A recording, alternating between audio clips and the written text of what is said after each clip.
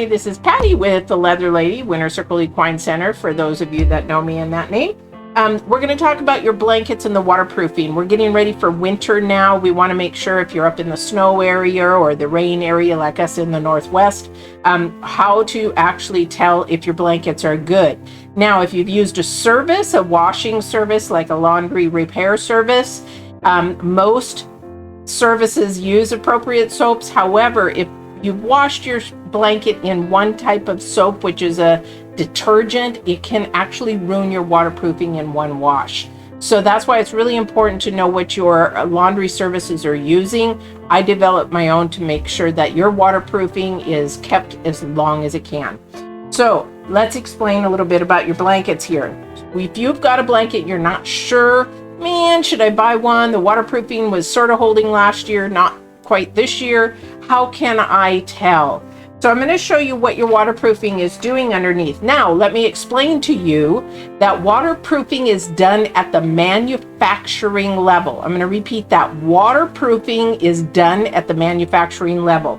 They take and meld the waterproofing fabric, the rubber, the plastic, and they meld it to the fabric. This is a 1000 denier. This is a cordura, which a lot of blankets are made out of. So you are seeing it's nice and new and shiny, and it's all smooth. It's one piece. There's nothing wrong with it.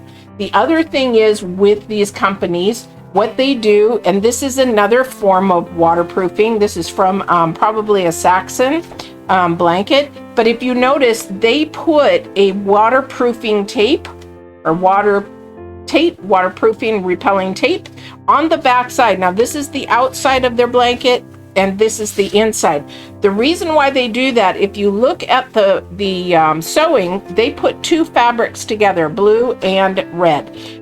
This would have created water to go through because you've got holes, right? So you could just have your tape coming undone underneath and you wouldn't even know it. So if you're feeling your blanket and it's like, wow, what's this thing that feels like a snake underneath my blanket? It's your waterproofing tape coming undone. So is that a bad thing? Sometimes if the sewing is so tight, it doesn't bother the blanket. I know several companies don't use waterproofing tape, so don't worry about it too much.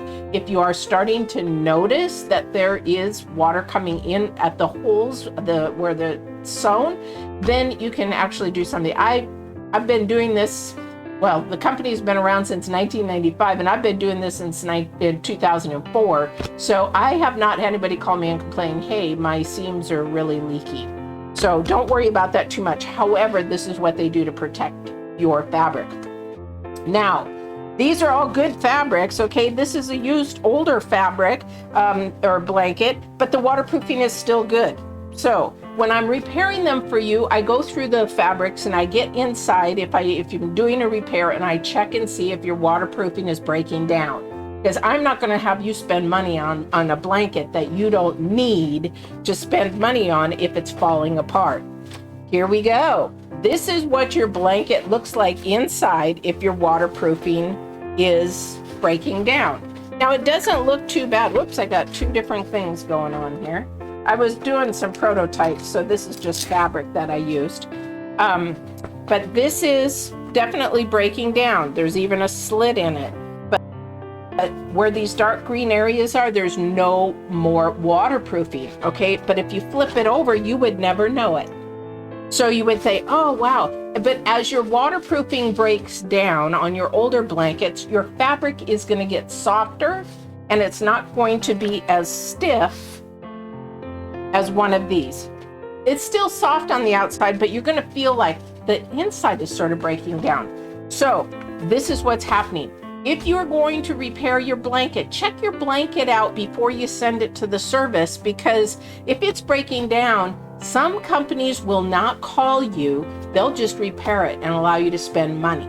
Okay, I personally look at the blankets, make sure, again, that the waterproofing is good before I do any repairs, or you're going to get a text or a call from me saying, hey, this is what was going on. Really, you should think about the repairs that you're getting done. To wash and repair a blanket that the waterproofing is going bad on, you could probably purchase a new cheaper blanket. However, we're going to not talk about deniers, but always look for a blanket that is 1,000 deniers or above.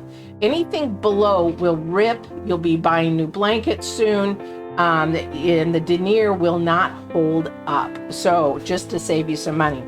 So that's a little bit about your waterproofing. Check the insides of your blankets. Make sure before you, or ask your service, will you tell me if my blankets are the waterproofing still good? If they say, well, I don't do that, then you might think about getting a different service. But that's where that is. So I hope this was helpful. Double check your blankets. Winter is coming. Make sure that those horses are dry. Another thing too, make sure you have several blankets, maybe at least 2 turnout sheets or a turnout, and 1 stable blanket. Blankets are not meant to be on 24/7.